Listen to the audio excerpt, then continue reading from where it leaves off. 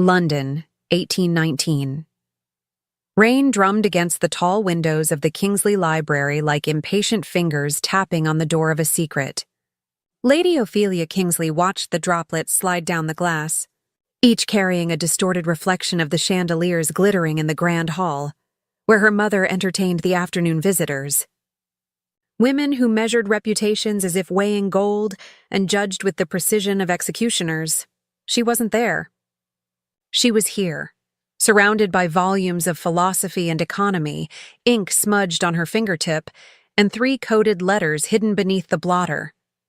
Letters no perfect lady should ever write. Letters no diamond of the season should even understand. The clock struck 4. In 6 hours, Lady Ophelia Kingsley would cease to exist.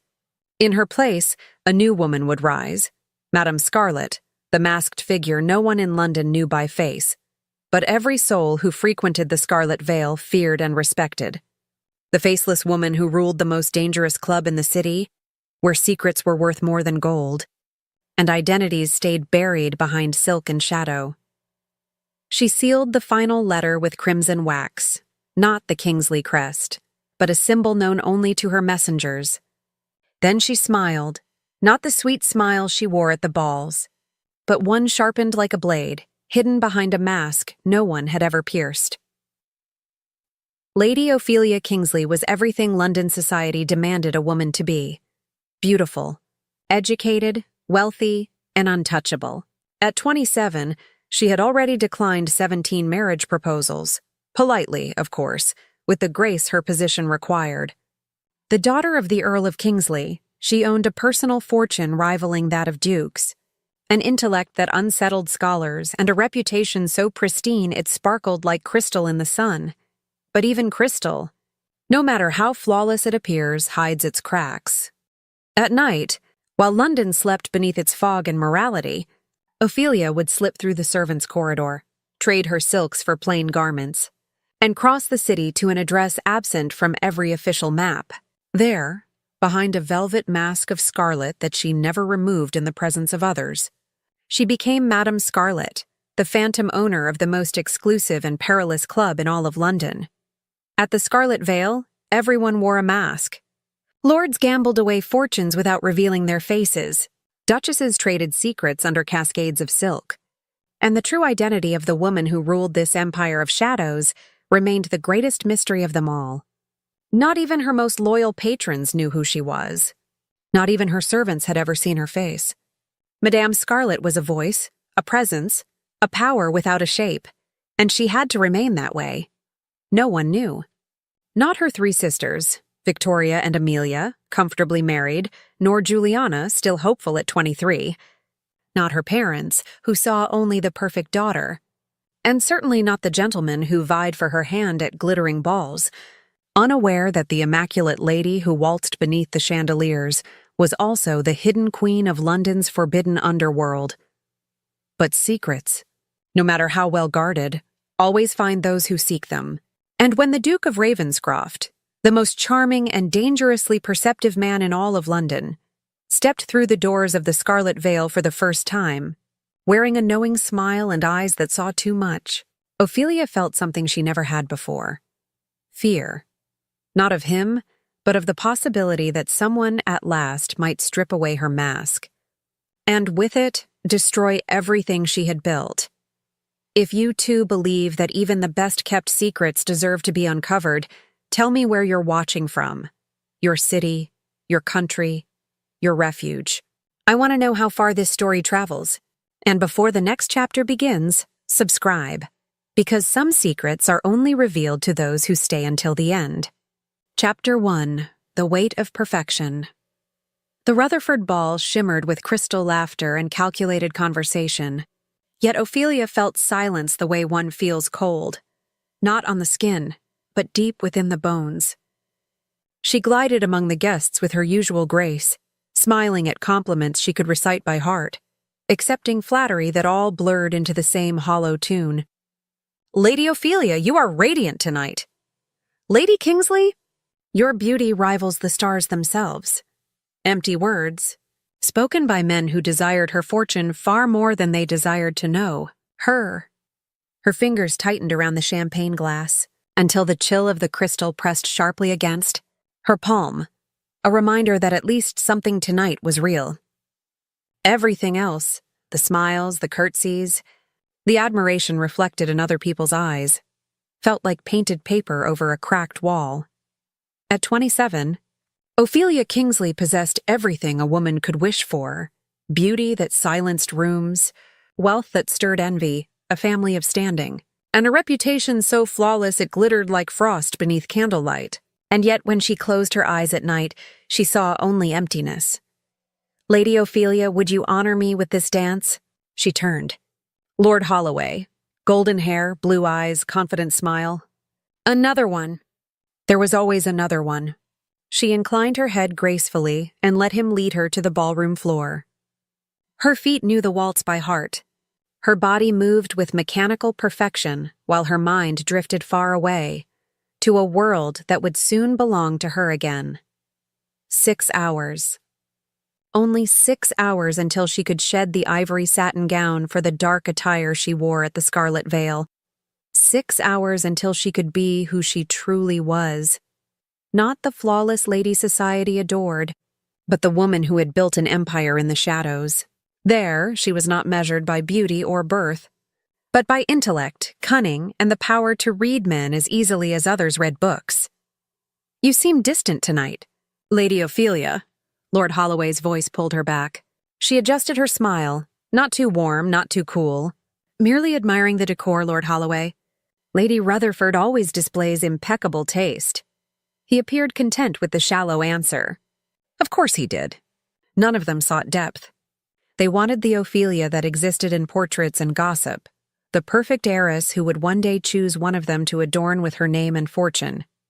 They did not wish to know the thoughts that kept her awake, the ambitions that burned quietly behind her polite eyes, the secrets she held like embers cupped in her palms. The waltz ended. She curtsied, murmured polite thanks, and slipped away onto the terrace. The May night carried the fragrance of jasmine, and something else. That peculiar scent that belonged only to London, a mingling of coal smoke, the Thames, and 1,000 intertwined destinies.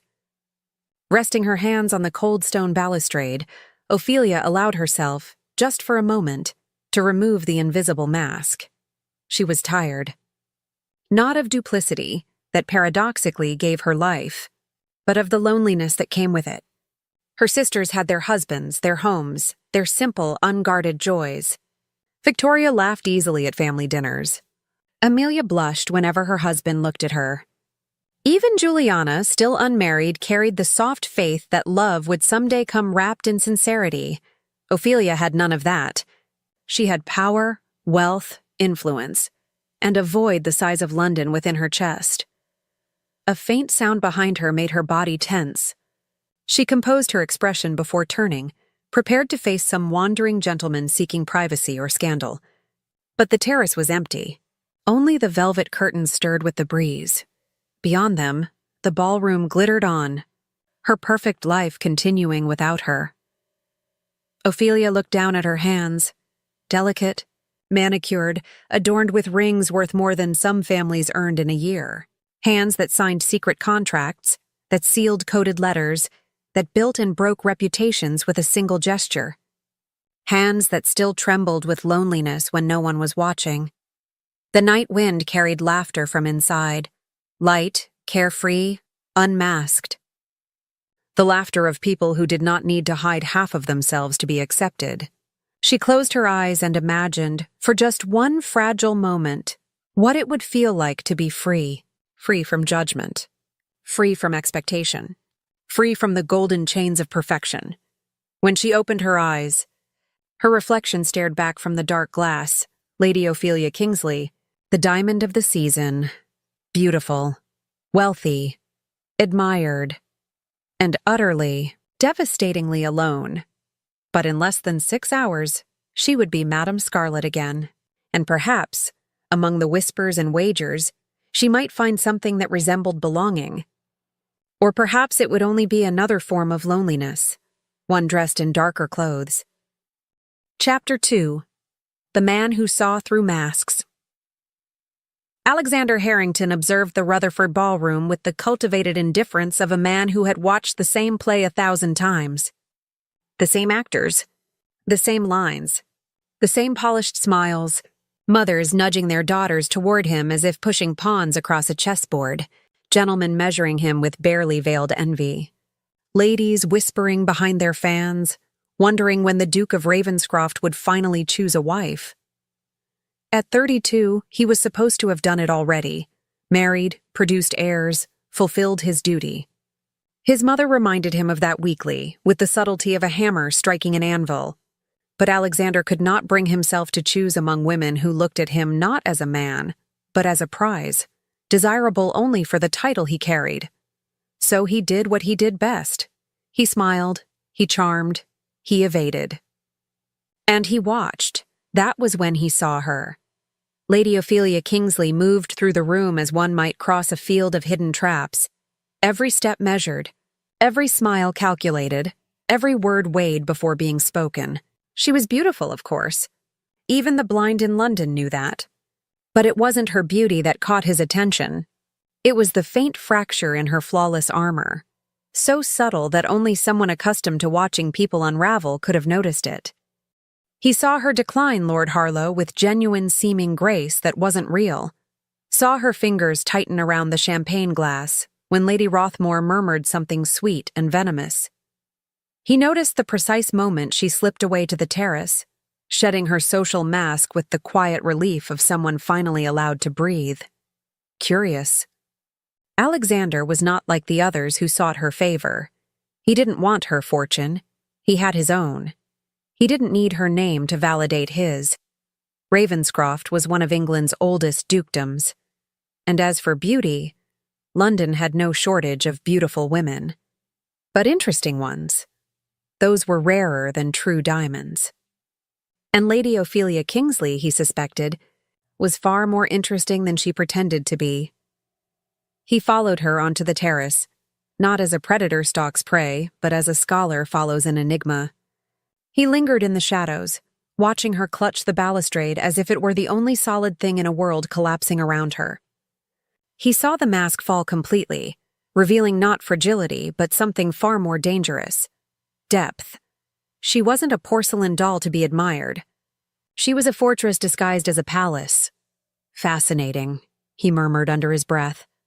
Then, deliberately, he made a sound. She turned swiftly, faster than he expected, composing herself before the movement was even complete.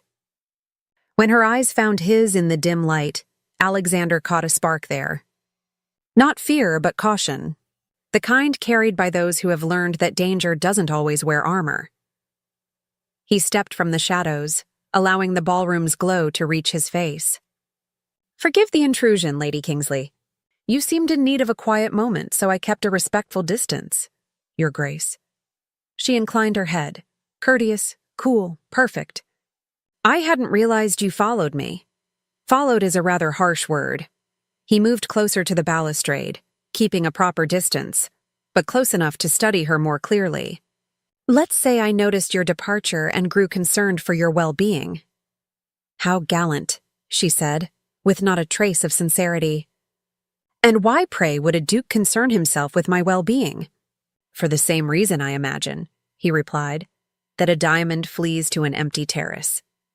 He smiled, not the polished social smile, but something quieter, more genuine. Self-preservation. Her gaze sharpened, assessing him with the kind of precision most men never noticed. Where others blushed or flattered, Lady Ophelia simply studied, as if deciding whether he was a threat or merely an inconvenience. "Self-preservation," she repeated, tasting the word. "Curious choice for a man in your position. And what position would that be according to you? Enviable, powerful, free, free." Alexander laughed, softly without joy. "Lady Kingsley, if there's one thing a duke never is, it's free.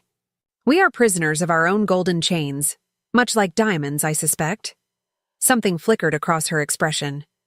Not softness. Lady Ophelia, he realized, was not a woman who softened easily. But recognition, as though, for the briefest instant, she had seen truth in his words, and allowed the fortress to show its windows, So we are both prisoners pretending to be free, she said evenly. What a comforting thought, Your Grace. Alexander? The word slipped out before he could stop it. When two souls share melancholic truths on a terrace, I believe titles become unnecessary. Melancholic truths. She almost smiled. Almost. And what makes you think I've shared any truth at all? Because, Lady Ophelia, he leaned slightly forward, keeping his gaze fixed on hers, I recognize a mask when I see one. And yours, flawless as it is, shows cracks to those who know where to look. The silence that followed was thick as London fog. She studied him with unsettling calm, dissecting, cataloging, reading him in ways he wasn't used to being read. Those eyes, praised by every poet and painter, were not merely beautiful. They were dangerous. They saw too much, and hid even more.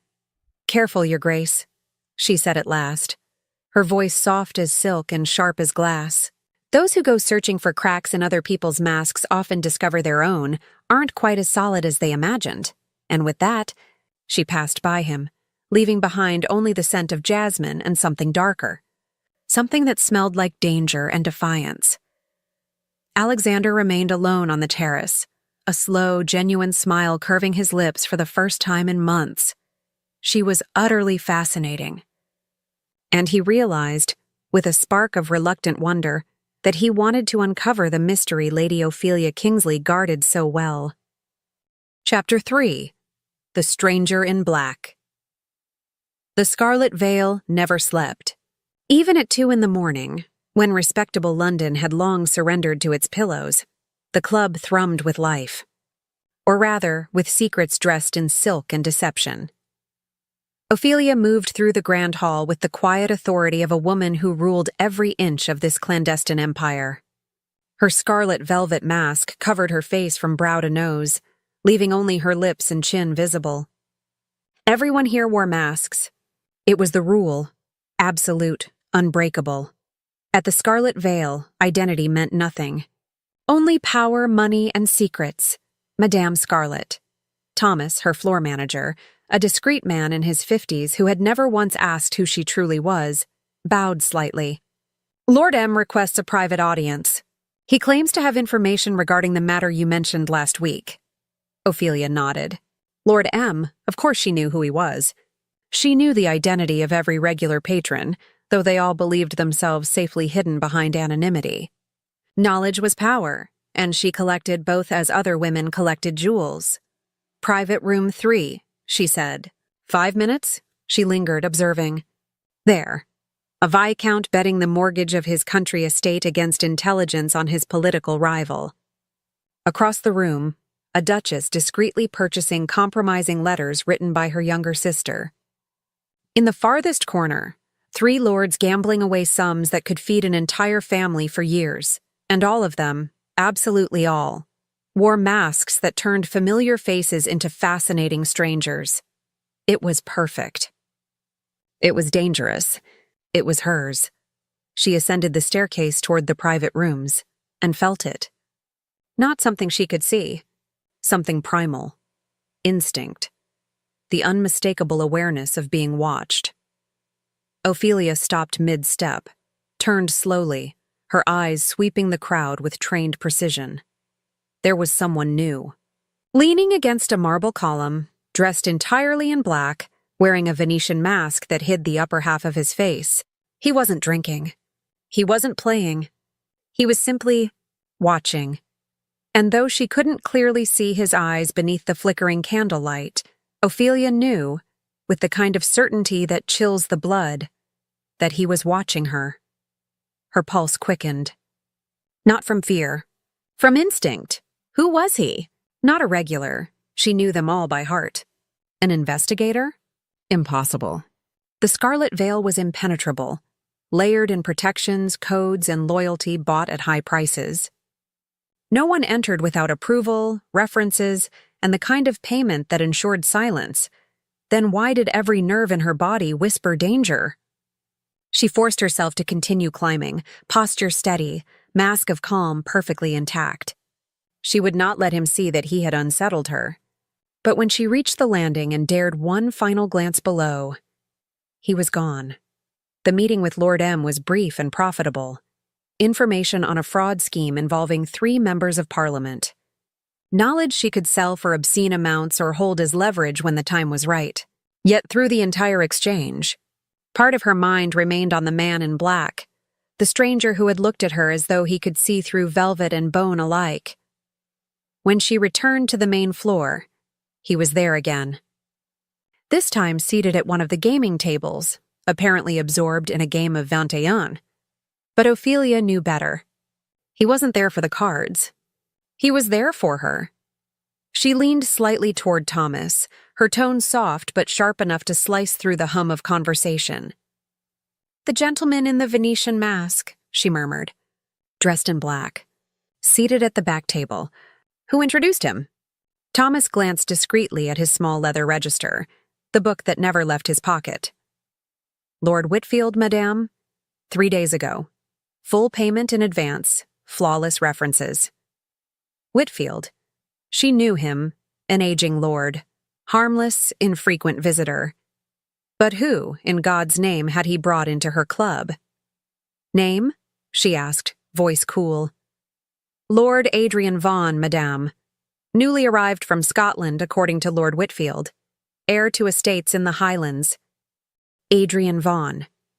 She knew of no Vaughan wealthy enough to afford the Vale's entrance fees. Scotland was vast, yes, full of forgotten families and fading titles. Possible, yet far too convenient. "Verify the references again," she ordered quietly. "I want everything about this Lord Vaughan by tomorrow night." Ophelia watched him play for several minutes. His movements were deliberate, calculated. He won without triumph, lost without irritation. He spoke little. Even masked, there was something disturbingly familiar in the way he tilted his head while thinking. The faint curve of his lips when someone made a bold move. Then he looked at her. For 3 heartbeats too long. Their gazes locked, and he smiled, not a seductive smile. Not a threatening one. Something worse, a smile of recognition. Impossible. She wore a mask. Her hair was pinned differently than in society. Her gowns here were nothing like the ones she wore at the balls. There was no way he could know, but that smile told her he knew something. And that, Ophelia realized with chilling clarity, was far more dangerous than any open threat. She turned and walked away, not quickly, not slowly, and slipped into her private office, locking the heavy door behind her. Only then did she allow herself to breathe. Who was Lord Adrian Vaughan? And why, after 5 years ruling London's most secret empire, did Lady Ophelia Kingsley suddenly feel that her mask might no longer be enough? Chapter 4. The Duke's Game. Alexander Harrington had never thought of himself as a man of vice. He did not drink excessively, did not gamble recklessly, did not pursue married women, nor ruin reputations for sport. But he did possess one addiction few in high society could understand: boredom. A lethal, suffocating kind of boredom, the sort that drives a duke to seek entertainment in the most improbable corners of London, like the Scarlet Vale. He had heard whispers of the club for years, fragments of conversations that ended abruptly when he entered a room, knowing glances exchanged between lords during dull dinners, vague references to a place where society's rules did not apply. It had taken him 3 months to secure an introduction through Whitfield, an old acquaintance who owed him a rather considerable favor. And now, finally, he was here, and he was utterly fascinated, not by the gambling, though it was bold in its extravagance, not by the trading of secrets in dark corners, though that too held its temptations, but by her, Madame Scarlet. He had watched her from the moment he stepped into the hall. It was impossible not to. She moved through the club like a queen in her own dominion, aware of every glance, every whisper, every subtle change in the air. Her scarlet mask concealed her face, yet it could not hide the sharp intelligence in her eyes, nor the way power seemed to bend instinctively around her. She was power, embodied, and Alexander, to his surprise, found that intoxicating. He played a few hands of 21, won a modest sum, observed the other players with detached curiosity. But his true attention never wavered from her. The way she ascended the stairs with absolute confidence. The way powerful men who ruled estates and commanded armies, lowered their heads when she passed. The soft yet unyielding tone in her voice when she gave orders to her manager. Who was this woman? Not that her name mattered. In the Scarlet Veil, names were illusions and masks were the only truths. But Alexander had always been skilled at reading people, and Madame Scarlet was a book written in a code so intricate that the challenge of deciphering her felt almost divine. When she looked down at him from the staircase, he had felt it, the weight of her gaze like a physical touch. She was studying him, measuring him, deciding whether he was a threat or merely another bored aristocrat chasing forbidden amusement. So he did what he always did when he wanted to be noticed. He smiled, not the charming smile that melted hearts at balls. Something truer, sharper. A smile that said, "I see you watching me." She disappeared soon after, retreating to some private meeting beyond his reach. But when she returned and glanced toward her manager, Alexander didn't need to hear their words to know she was asking about him. Her body language was eloquent enough. Her posture, usually relaxed, had stiffened ever so slightly. Her fingers drummed faintly against her skirt, an almost imperceptible rhythm that betrayed what her face tried to hide. And that look, calculated, assessing, thrown his way only when she thought he wasn't watching, said more than any spoken word could. Alexander knew how to read people. He recognized unease beneath poise, curiosity beneath caution. She was disturbed by his presence. Good, at least there was some justice in it. Because he, too, was deeply unsettled by hers, though for reasons entirely different. He played a few more rounds, pocketed a respectable sum, and then, deliberately, looked straight at her, held her gaze, let her see that he was aware of her scrutiny, and smiled again, this time with genuine amusement. Recognition. He wanted her to know that he saw her not merely as the mistress of this clandestine realm, but as an opponent. An equal. Moments later, she turned and left the main hall. Not in haste, Madame Scarlet would never hurry, but with a carefully measured urgency. Alexander's smile widened as he leaned back in his chair, alone now with his cards and his thoughts. Fascinating. Absolutely fascinating. He wasn't sure what had truly drawn him to the Scarlet Veil. Curiosity, boredom, or a desperate search for something real in a city built on facades. But he knew what would bring him back. Her. That woman who ruled an empire of secrets, who hid behind scarlet velvet, and who clearly despised being the object of someone else's focused attention. Another round, my lord. The dealer interrupted. Alexander glanced at his cards, then at the door where she had vanished. A slow smile curved his lips. Not tonight, he said softly. But I'll be back. You can count on that. He rose, adjusted his Venetian mask, and began walking toward the exit. But before leaving, he cast one final look upward, toward the private offices where amber light glowed through carved wood and stained glass. She was up there. He could feel it. Probably already setting her little web in motion, trying to uncover who Lord Adrian Vaughan truly was. He would let her search. It would be entertaining to see how far her network reached. And when she finally discovered that Adrian Vaughan was as false as the mask he wore, well, that would be the moment worth waiting for.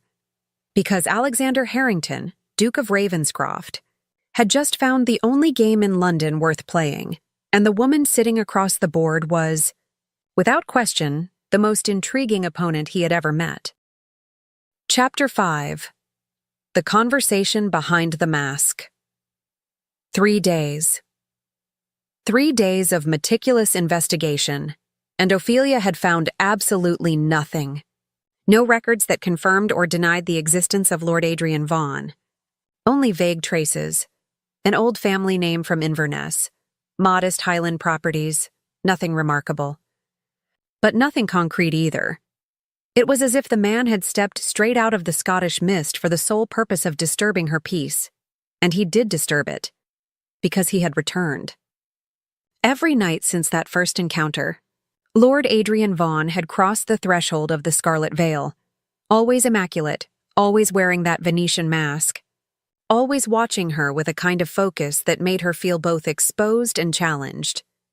He wasn't like the others. He didn't gamble heavily. He didn't buy or sell secrets.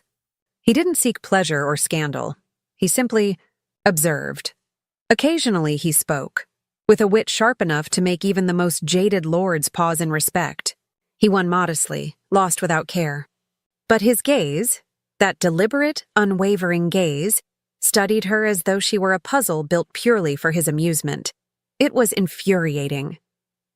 And in the quiet hours before dawn, Ophelia admitted only to herself, a little thrilling. That night, she decided to confront him. Not as the distant, untouchable Madame Scarlet, but directly. She descended into the grand hall with renewed resolve, found him at his usual table, and approached with calm precision. "Lord Vaughan," she said, her voice composed, authoritative. "Might I have a word with you, in private?"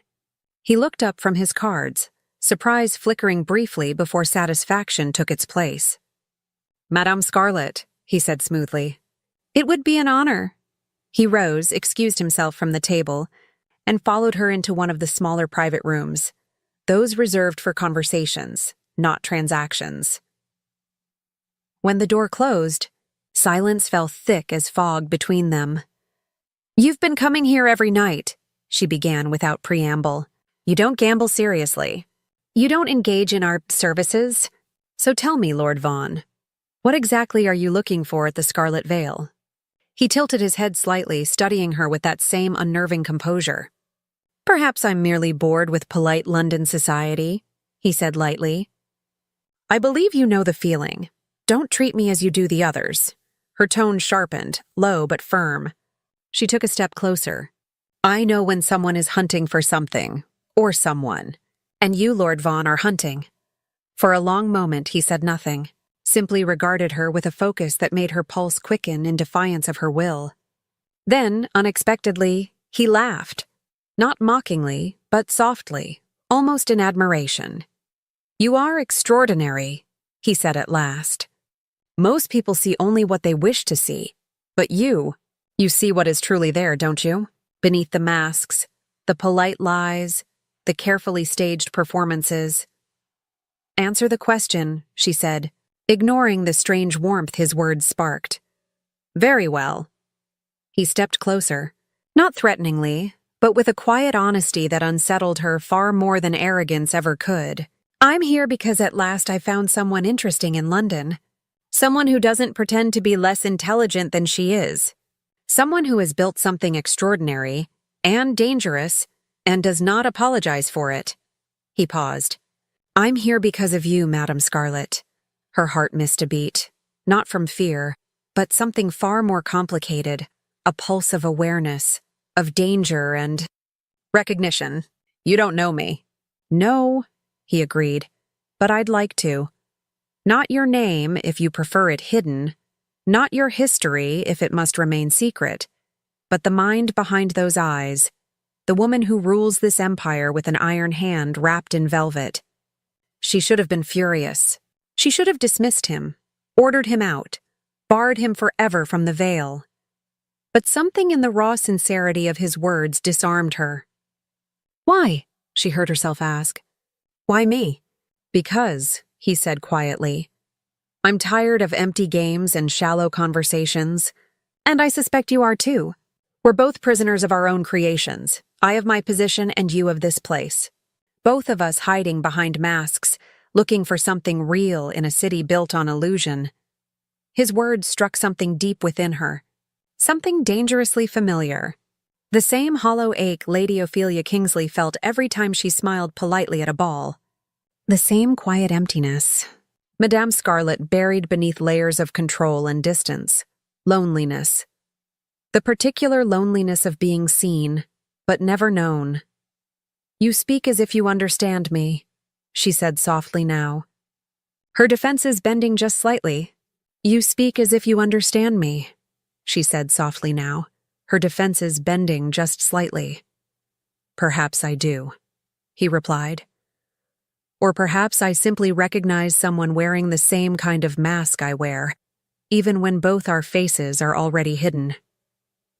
The silence that followed was different this time. Not sharp with tension, but heavy with possibility. Ophelia looked at him, at Lord Adrian Vaughan, or whatever his real name was, and for the first time in years considered lowering her guard. Not entirely, never entirely, but enough to let someone see the cracks. "One conversation," she said finally. "You may come here, play your modest games, and if our paths cross we will speak. But do not seek more than that, Lord Vaughan. Do not seek to know me beyond what I choose to show." He smiled, that infuriating, half-mocking, half-genuine smile she was beginning to recognize. "For now, Madame Scarlet," he said, "a conversation is more than I hoped for."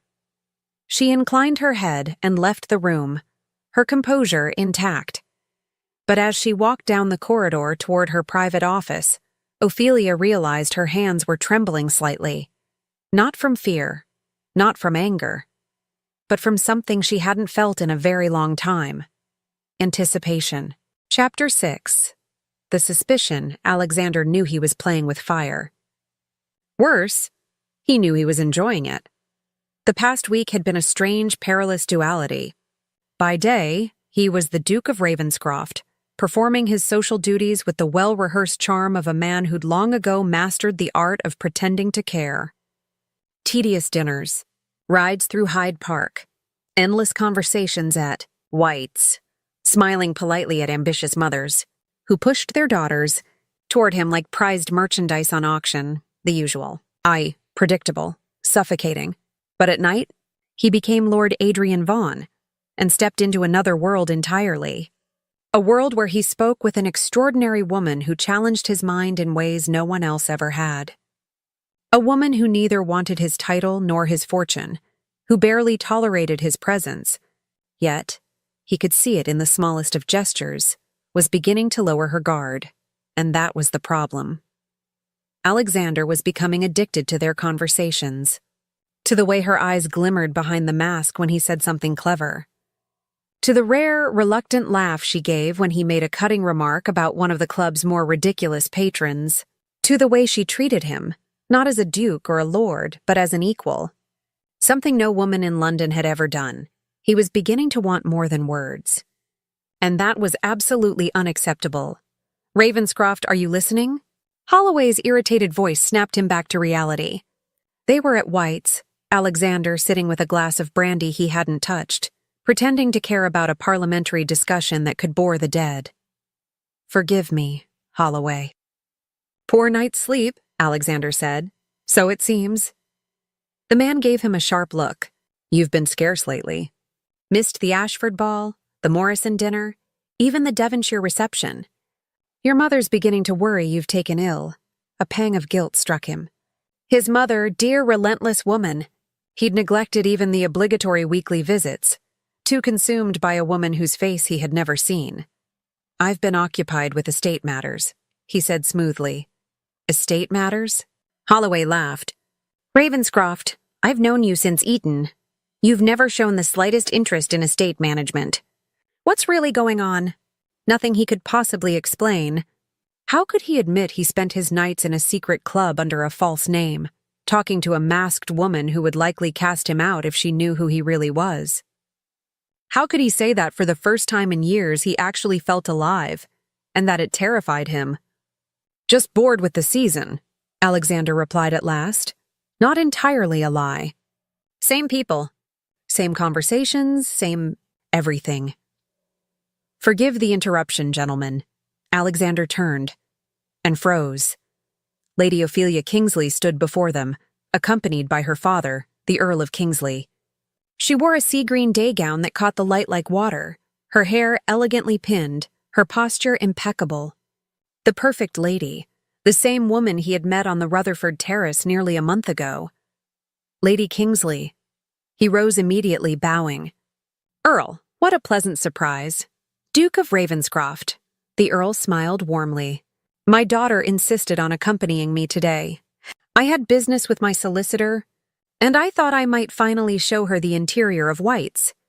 She's rarely granted such a glimpse into our hallowed walls. Ophelia offered a polite smile, the kind Alexander now recognized as a mask. It's quite imposing, Your Grace. Imposing is a generous word for dreadfully dull, Alexander said before he could stop himself. A flicker of genuine surprise crossed her eyes, brief but unmistakable.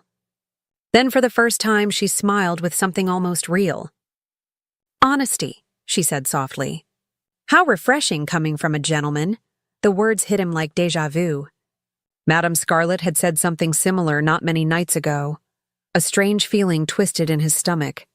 Lady Ophelia and Madame Scarlet shared that same quality, sharp intelligence wrapped in composure. Ravenscroft has little patience for pretenses, Holloway said with a laugh. It's both his most admirable and most troublesome trait. I can imagine, Ophelia replied, still watching Alexander with unsettling focus. Pretenses are exhausting, aren't they? Both to keep and to witness.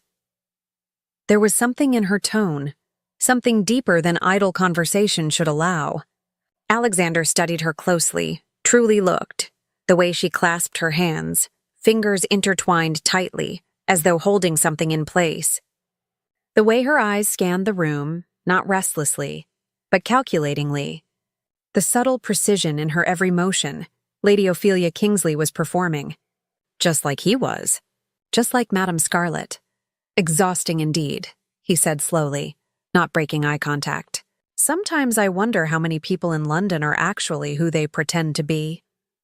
Fewer than we imagine, she answered, tilting her head slightly. Or perhaps more, depending on whether we see masks as deception or as necessary protection. His heart quickened. That wasn't small talk. That was a message, and for the first time a wild, impossible thought began to form. No, impossible. Lady Ophelia Kingsley was the epitome of propriety. Madame Scarlet ruled the underworld. They couldn't be the same woman, and yet, those eyes, that mind, that language. Come, dear, the Earl said, consulting his pocket watch. We mustn't keep the solicitor waiting. Of course, Father. She curtsied gracefully. Gentlemen, a pleasure. She turned to leave.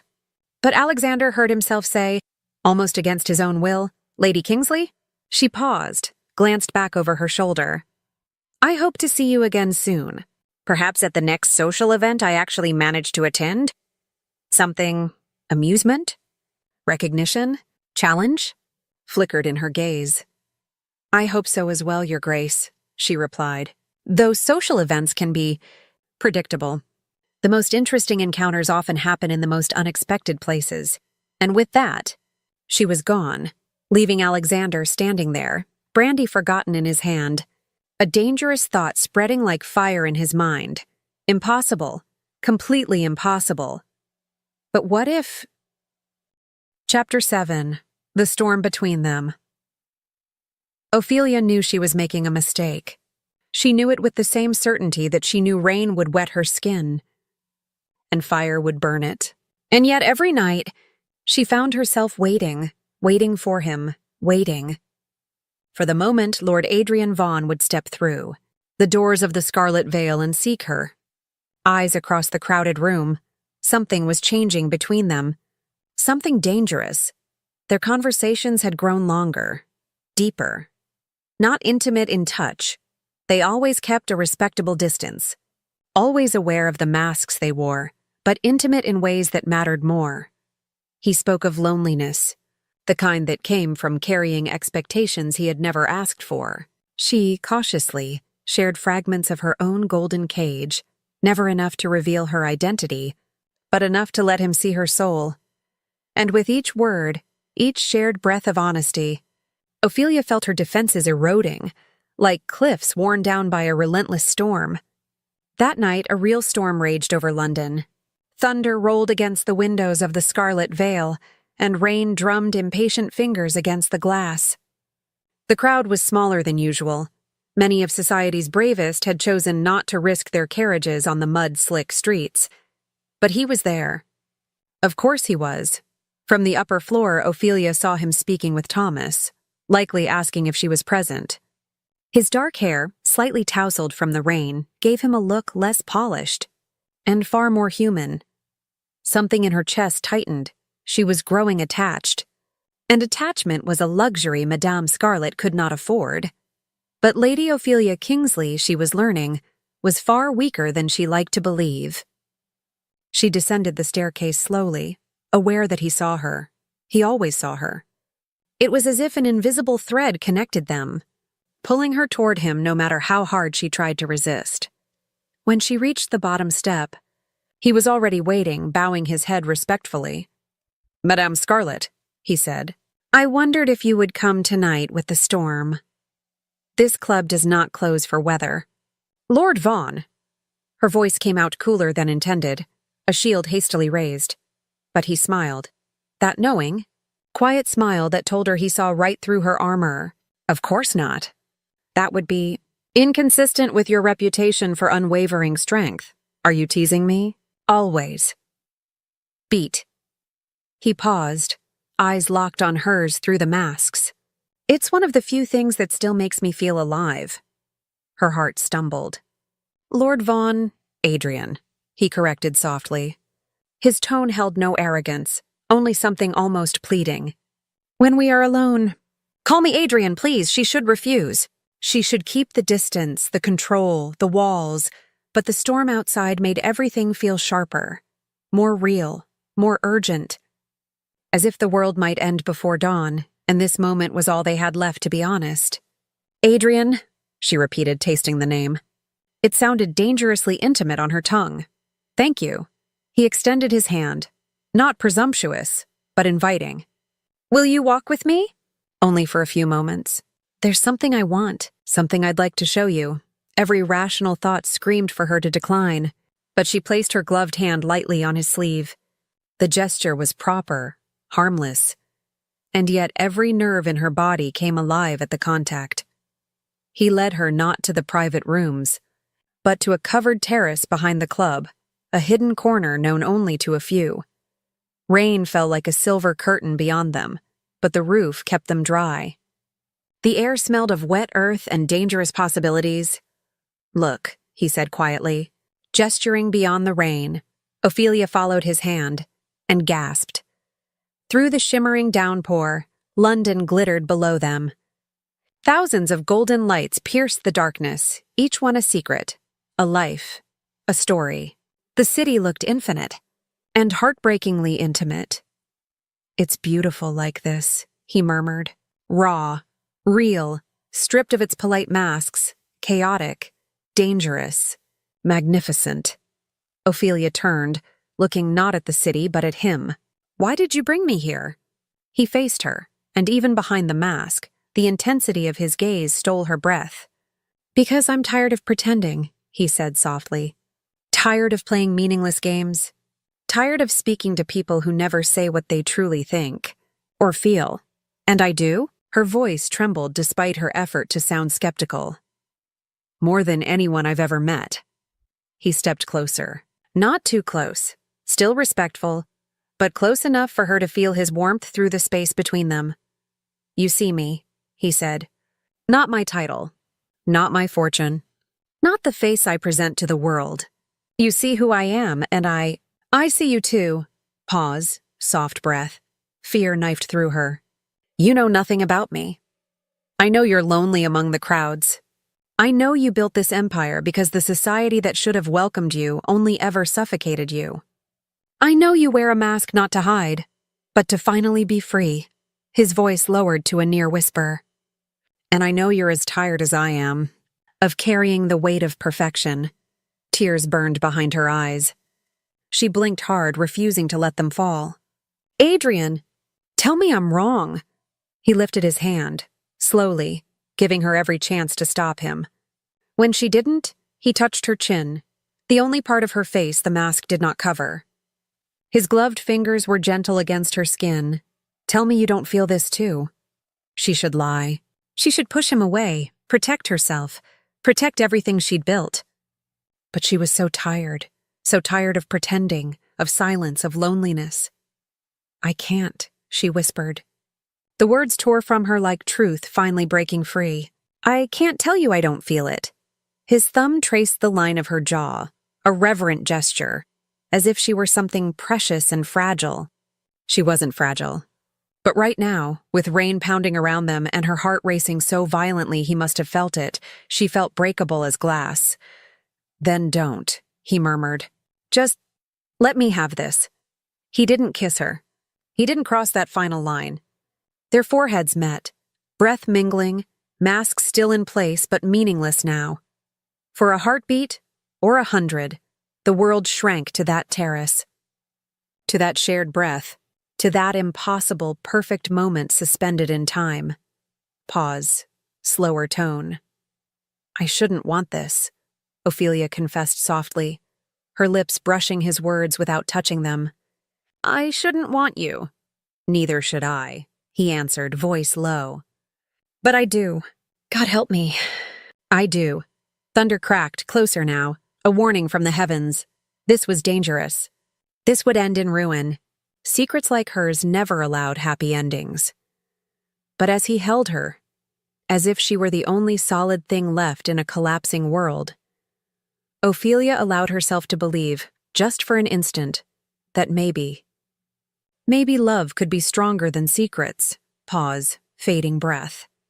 She pulled away, gently breaking the spell. "I have to go. I know." He didn't release her right away. His fingers lingered at her nape, memorizing the touch. "When can I see you again?"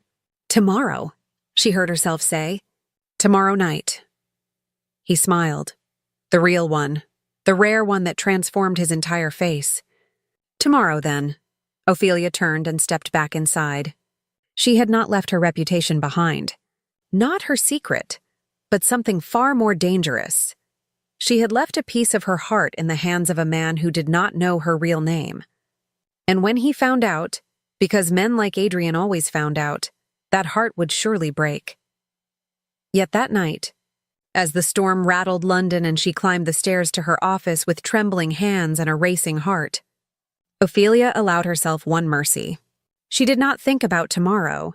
She only allowed herself to feel. Chapter 8. The Beginning of the Fall. Alexander knew he was lost. Completely, irrevocably lost. He had spent the entire night awake, replaying every second of that moment on the terrace. Her touch, their shared breath, the way his entire body trembled when their foreheads met. He had wanted to kiss her. God, how he had wanted it. But something, respect, restraint, perhaps the faint awareness that a kiss would shatter any illusion that this was merely fascination, had stopped him. Now, sitting in his library at 9 a.m, coffee untouched, and letters of estate management ignored on the desk, Alexander faced an inconvenient truth. He was in love with a woman whose face he had never seen, whose real name he did not know, and who would likely destroy him if she ever discovered that Adrian Vaughn was as much a fabrication as her velvet mask. "Alexander? Are you even listening?" He blinked, refocusing on the elegant figure of his mother, Catherine Harrington, the Dowager Duchess of Ravenscroft, who looked at him with equal parts concern and irritation. "Forgive me, Mother. I was distracted." "Clearly?" She sighed, settling more comfortably on the damask sofa with the practiced grace of a woman born to it. "As I was saying, Lady Ophelia Kingsley will be joining us for dinner on Friday. Her mother mentioned that she's shown interest in getting to know you better, after your brief encounter at White's." The name hit him like a blow to the chest. Lady Ophelia Kingsley. The perfect, untouchable lady he had met a few times in society. The one who had always seemed strangely familiar. Those intelligent eyes, that way of speaking in layers, the suspicion he'd been denying for days, the one too absurd to even entertain, returned in full force. "Mother," he said slowly, "what do you know of Lady Kingsley? Beyond the obvious things, fortune, lineage, reputation?" Catherine looked faintly surprised. She's an exceptional young woman, Alexander. Intelligent. I've heard she reads philosophy and economics, which is rare for her circle. She's refused 17 marriage proposals, which of course fuels gossip. Some call her too proud. Others say she's waiting for true love. She studied him closely. Why do you ask? Curiosity. The lie tasted like ash. Then your curiosity will be satisfied on Friday, Catherine continued, smiling approvingly. Ophelia is 27 now. Most women her age have long been wed, but she seems determined to live life on her own terms. Her own terms, just like Madame Scarlet, who had built a shadow empire defying every rule society imposed on women. Alexander felt the ground tilt beneath him. I have to go, he said abruptly, rising to his feet. Go? Alexander, it's 9 a.m. and you're still in your robe. But he was already halfway to the door, mind spinning. He needed proof. He needed certainty. And there was only one man in London whose web of information rivaled his own. An hour later, he was seated in the discreet office of James Whitmore, a private investigator who specialized in the secrets of the nobility, problems too delicate for the courts or the police. Your Grace, Whitmore said with a polite bow. An unexpected honor. How may I assist you? I need information, Alexander replied curtly. Discreet, fast, and absolute. He placed a heavy pouch of coins on the desk. Lady Ophelia Kingsley, I want to know everything. Where she goes, who she meets, any behavior that might seem unusual for a woman of her position. Whitmore opened the pouch, weighed it, and nodded thoughtfully. I can have preliminary findings in 2 days. I need them by tomorrow night. That is, double. He placed another pouch beside the first. If you find something unusual, he added quietly, there's triple waiting. Greed overcame hesitation. By noon tomorrow, Your Grace. When Alexander left the office, he felt like both a traitor and a man justified. If Ophelia and Madame Scarlet truly were one and the same, he had to know. Not just for himself, but for her. Because if he, with his limited resources, could uncover her secret, others could too. And if the truth ever came to light, she would be ruined. Yet as his carriage rolled through the streets of London, guilt pressed down on him like a physical weight. He was investigating the woman he had begun to love. He was betraying the fragile trust she had only just begun to give him, and worse, a part of him desperately hoped he was wrong. Because if he was right, it meant that Madame Scarlet, the woman he loved, the woman who saw him like no one else, was Lady Ophelia Kingsley. And if she was Ophelia, had she already discovered who he was? Had she realized that Adrian Vaughan was a lie? That the man she'd been meeting in the shadows was the Duke of Ravenscroft himself? Had she been laughing at him all this time behind her mask? Because if he had deceived her about his name, she had deceived him about her entire existence, was it that night? For the first time in weeks, Alexander did not go to the Scarlet Vale. He stayed home, drinking alone in his library, trying to convince himself that he was doing the right thing, that uncovering the truth was necessary. That she would understand. But deep down, in the most honest corner of his heart, he already knew. When Madame Scarlet discovered what he had done, when she realized he had doubted her, had not trusted her enough to simply ask, she would never forgive him, and perhaps he wouldn't deserve forgiveness. Chapter 9. The Mask Returns. Ophelia knew something was wrong the moment she woke. It wasn't intuition. It wasn't a mystic whisper of woman's instinct. It was the cold, practiced awareness of someone who had built an empire by staying 3 steps ahead of every threat. Thomas was waiting in her private office at the Scarlet Vale, and the expression on his face, genuine worry, was one she had seen only a handful of times. Madame Scarlet, he said quietly, closing the door behind him. We have a problem. She sat behind her mahogany desk, forcing her posture into composure even as her heart began to pound. Explain. James Whitmore, the private investigator. Thomas hesitated, visibly uncomfortable. One of our contacts just informed me that he was hired yesterday morning to investigate. Lady Ophelia Kingsley. The world stopped. For a heartbeat, maybe two, Ophelia couldn't breathe. Couldn't think, only feel. A cold, visceral fear. The kind she hadn't known in years. Someone was investigating her. Someone suspected. Who? Her voice came out rough. Who hired Whitmore? Thomas shook his head. Our contact couldn't confirm.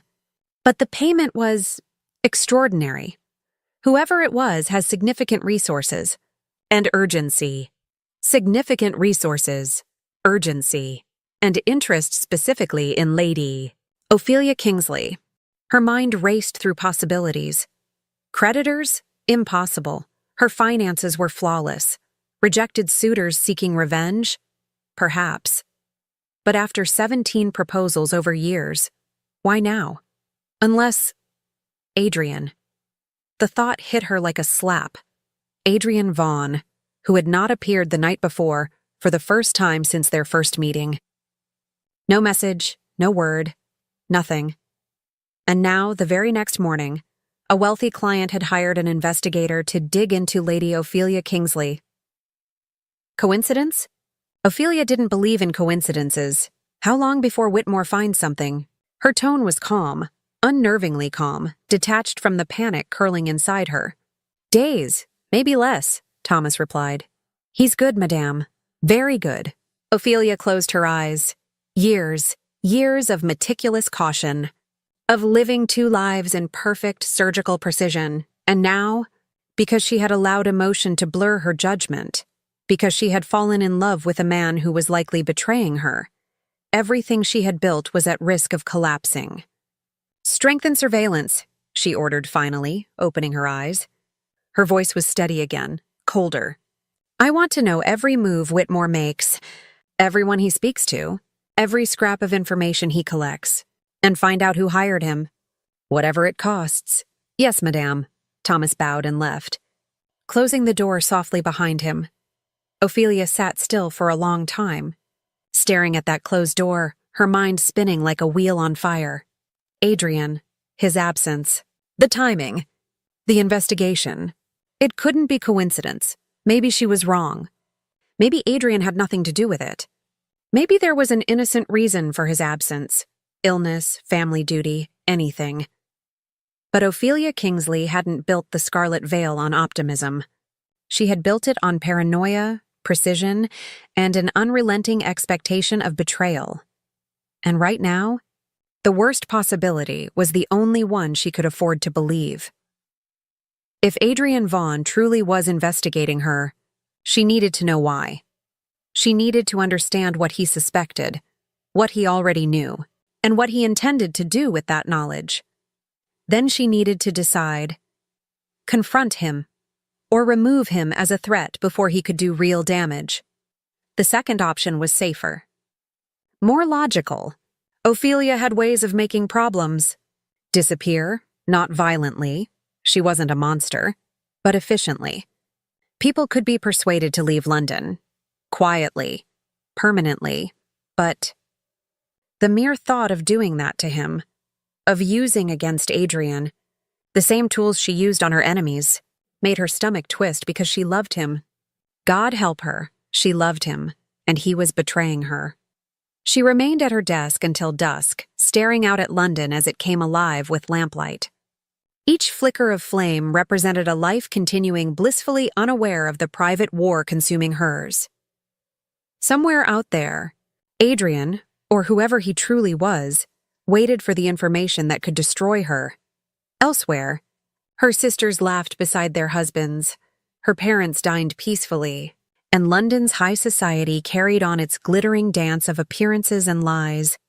And she sat here, alone, facing the truth that everything she had built, everything she had protected, might fall apart because she had committed the most foolish, most human mistake of all. She had believed that someone could love her for who she really was.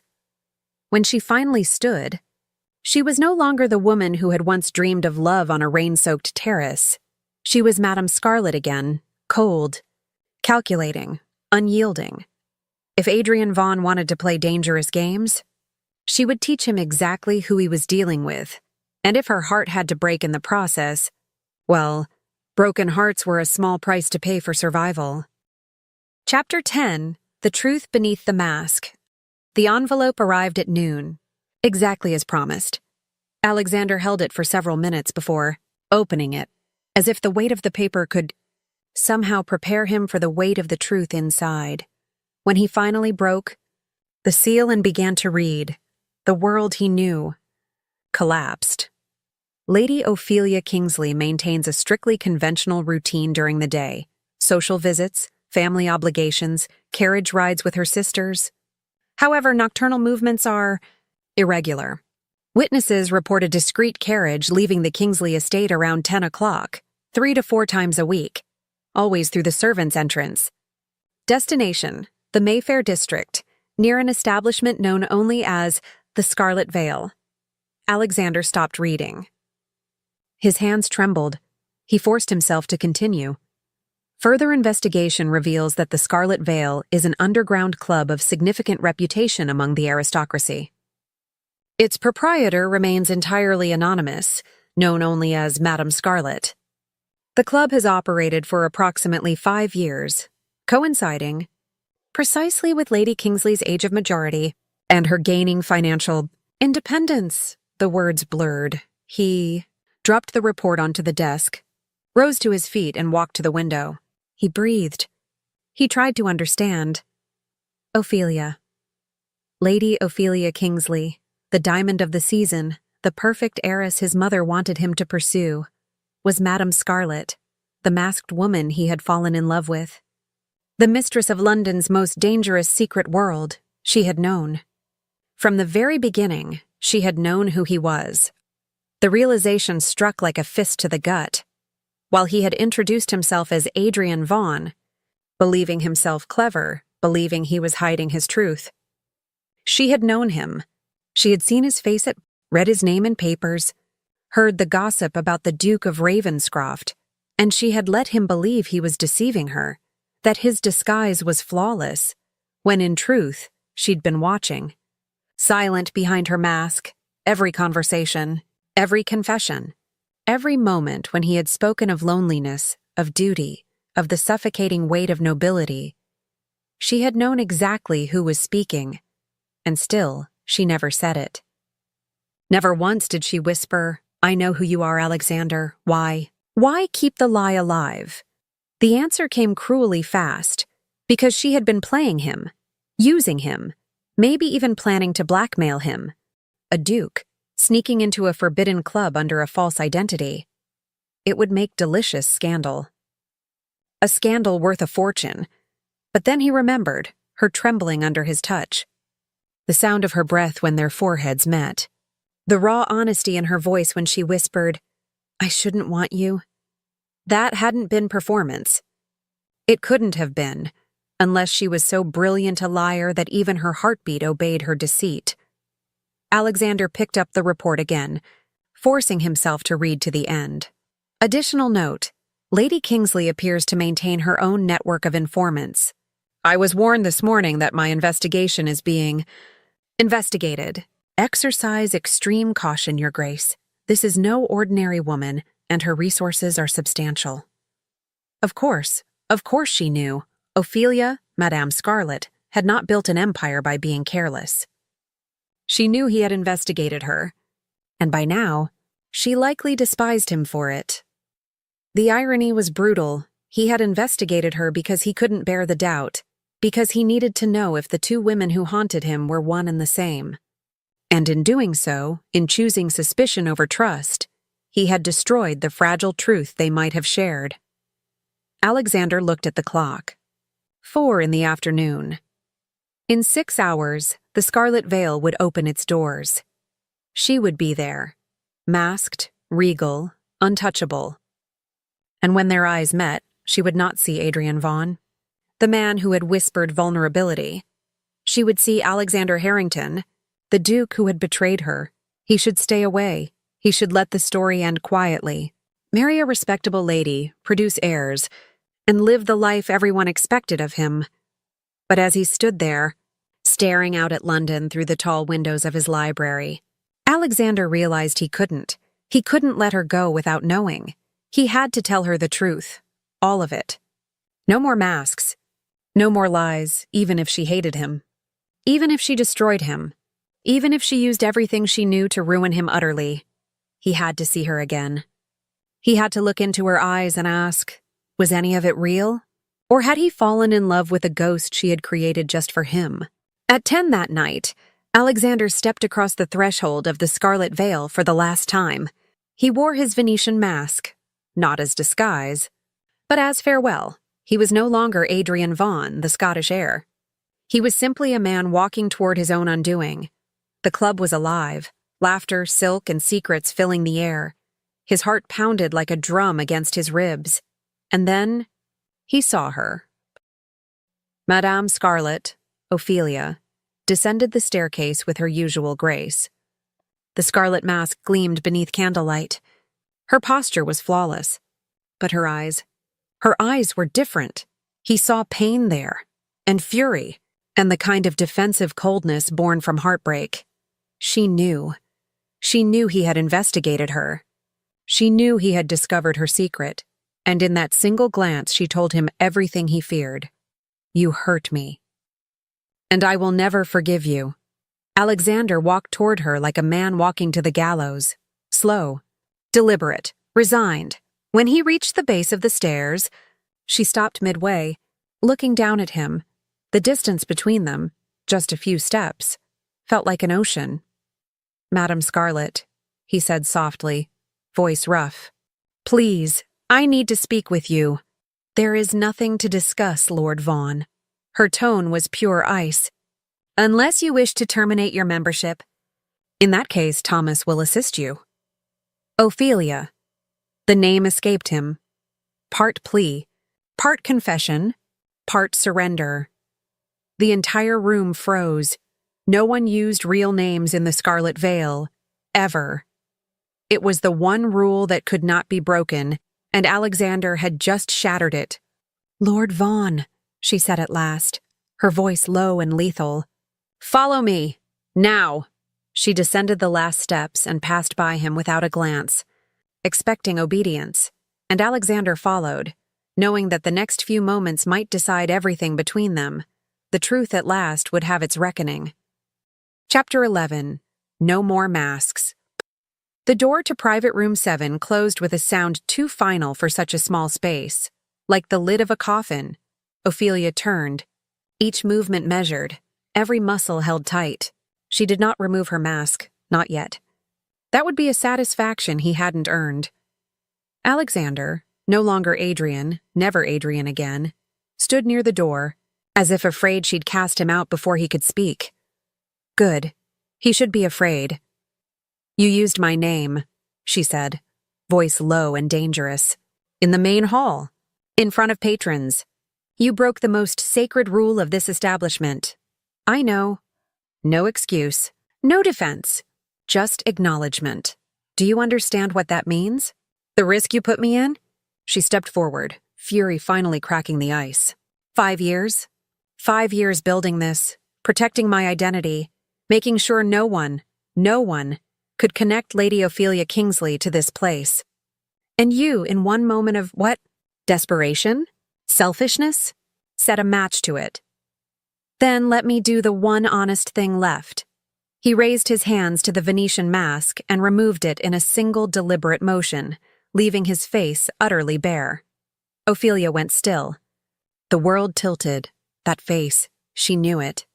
From balls, from drawing rooms, from the meeting at White's where he'd talked of masks and prisons, Alexander Harrington, the Duke of Ravenscroft, the charming, laughing man who melted half of London, the same man who had stood on a rain-slicked terrace and spoken to her of loneliness as if it were a language only they shared.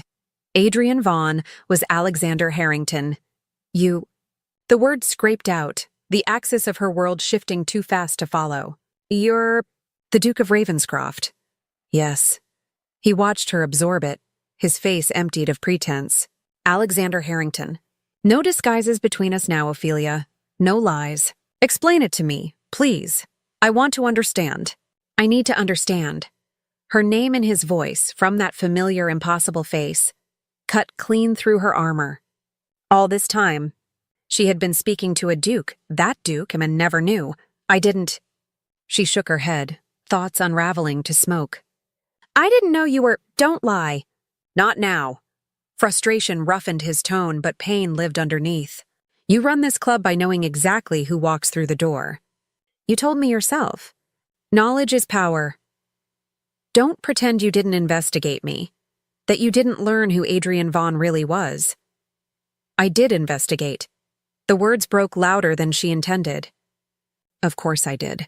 And I learned that Lord Adrian Vaughn of the Highlands didn't exist. A false identity. But I did not learn who you truly were.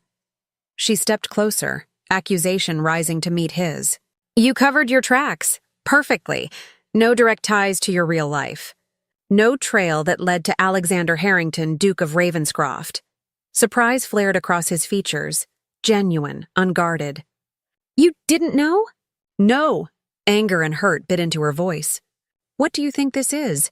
That I keep dossiers matching every masked man to his baptismal name?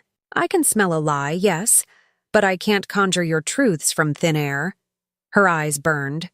So don't accuse me of playing you when I was just as blind as you were. More, perhaps, because you at least suspected that Lady Ophelia and Madame Scarlet might be the same. I didn't even know I was speaking with a man I'd met in society. Ophelia. He reached out. She stepped back. You hired Whitmore, she said, bitterness like iron. You paid to have me followed, watched, confirmed. Yes. No evasion. No sugar. Why? The question tore loose. Why not simply ask? Why not trust me enough to ask? If I had asked, would you have told me the truth? He moved a fraction nearer, voice low and unwavering. If I came, as Adrian or Alexander, it doesn't matter, and said, Are you Madame Scarlet? Would you have answered honestly? She opened her mouth, then closed it. The truth tasted like ash. Probably not. Exactly. No triumph in him, only sorrow, because we are both prisoners of our secrets, Ophelia. We built our walls so high we forgot how to climb them. She was silent, because he was right, and that hurt. I was terrified, he said, voice suddenly raw.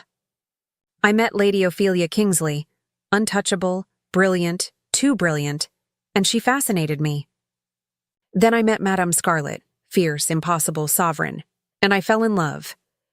When I began to suspect you were both, I panicked. Because if you were, then you were everything. Everything I wanted and never hoped to find. And that frightened me more than I can name. So you betrayed me. Not a question, a wound. So I betrayed you, he answered, the remorse in his tone unfeigned. Because I was a coward, I chose certainty over faith. I didn't trust you to tell me when you were ready, if you ever would.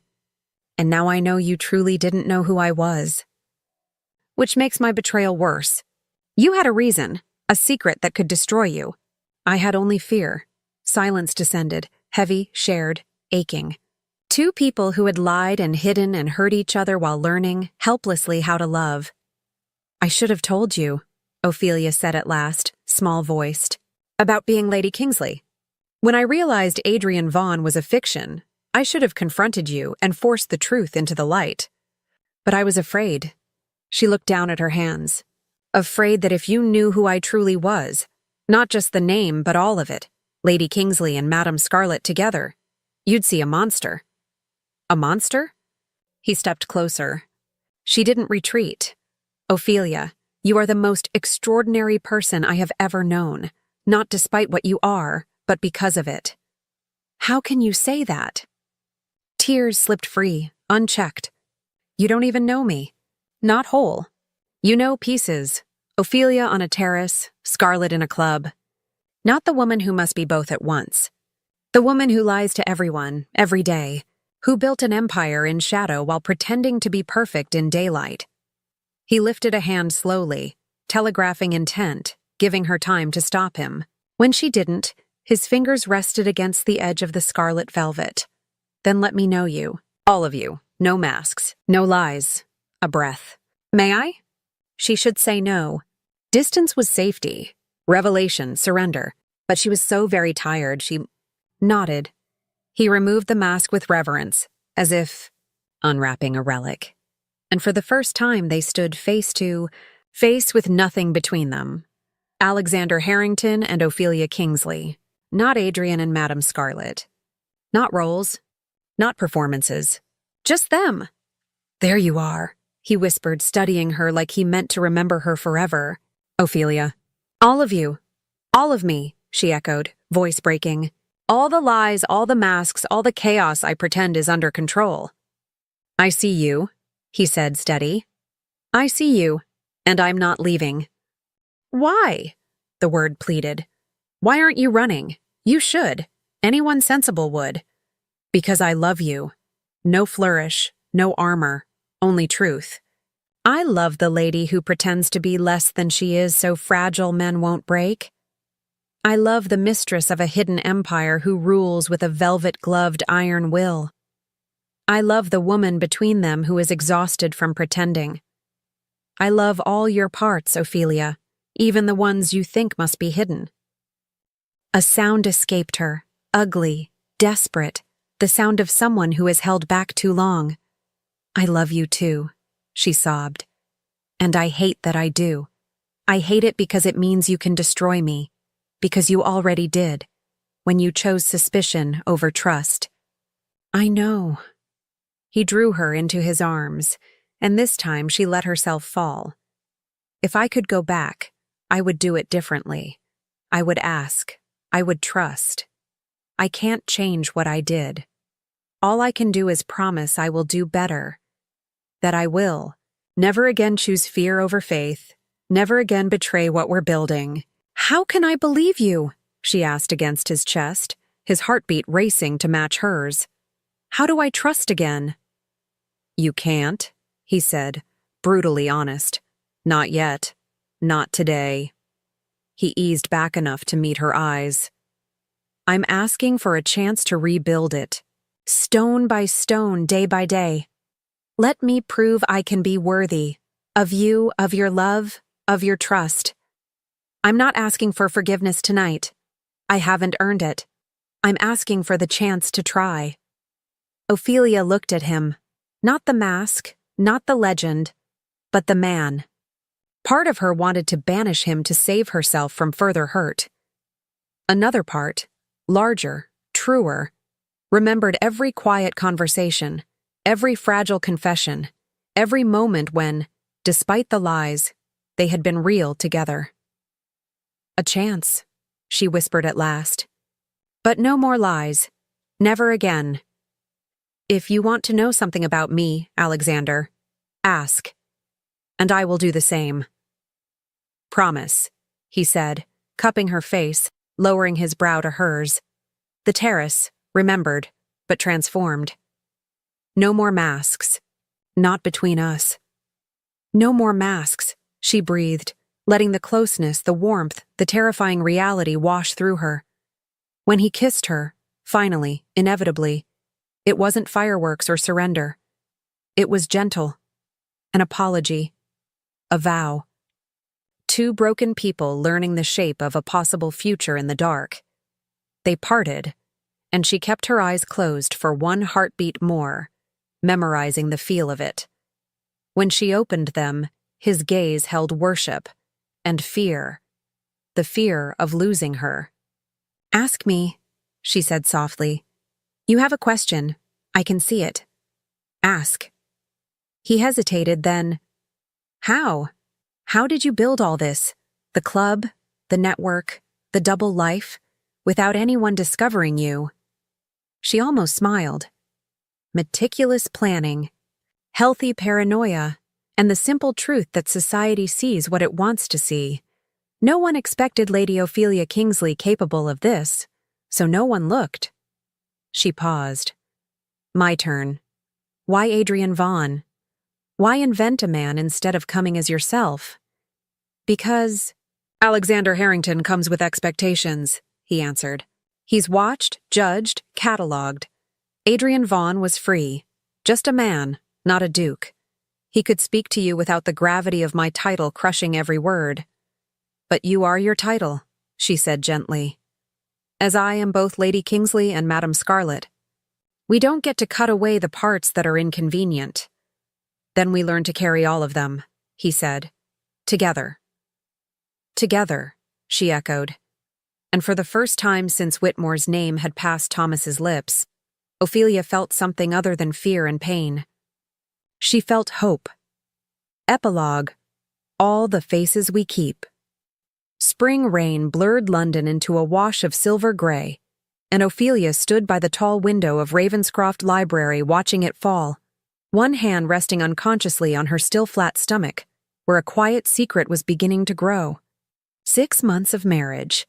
A year since that first night at the Scarlet Vale, when a masked stranger had shattered the calm she'd built like glass around herself. Now, with a wedding ring warm on her finger and a new life blooming within her, she finally understood what had been missing all those years. It had never been power. She'd always had that. Nor freedom. She had carved that out with her own blood and will. What had been missing was belonging, Azgekal. Thomas now ran the Scarlet Vale flawlessly, though she and Alexander still visited.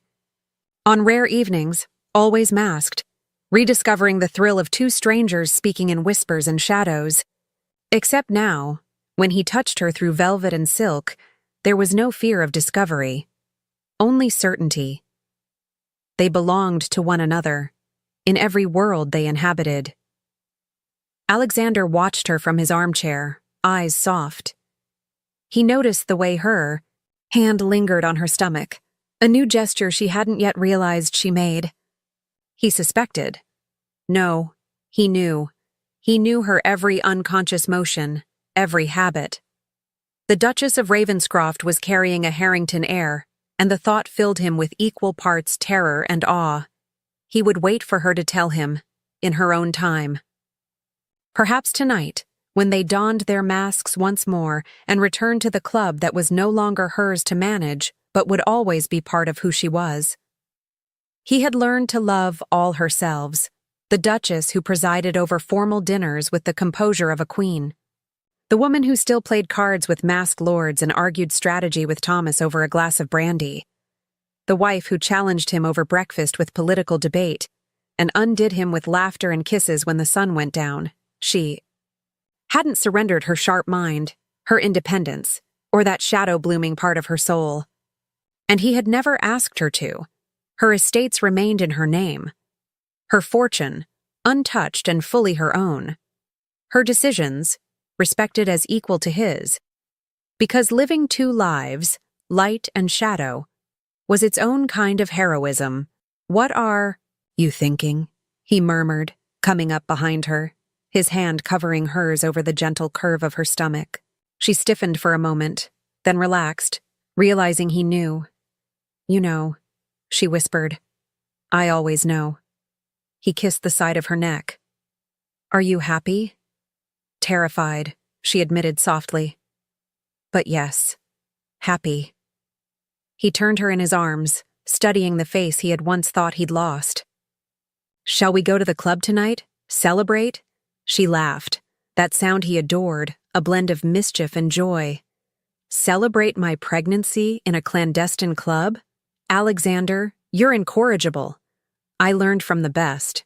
He could already. Picture it. The two of them masked again, her laughter glimmering like candlelight, his fingers brushing her hand beneath the table. Both of them keeping one more secret, this one sweet and welcome, a promise instead of a lie. Outside, the storm would pass. It always did. Inside that library, where everything had begun in loneliness and rain, two survivors of their own wars had not only found each other, but were creating something new. A life, a legacy, a peace. And when they stepped once more through the red curtained doors of the Scarlet Vale that night, it wouldn't be to hide who they were. It would be to celebrate all the versions of themselves they had chosen to keep alive. Because true love, they had learned, doesn't demand that we abandon the pieces of who we are. It simply asks that we find someone brave enough to love every one of them,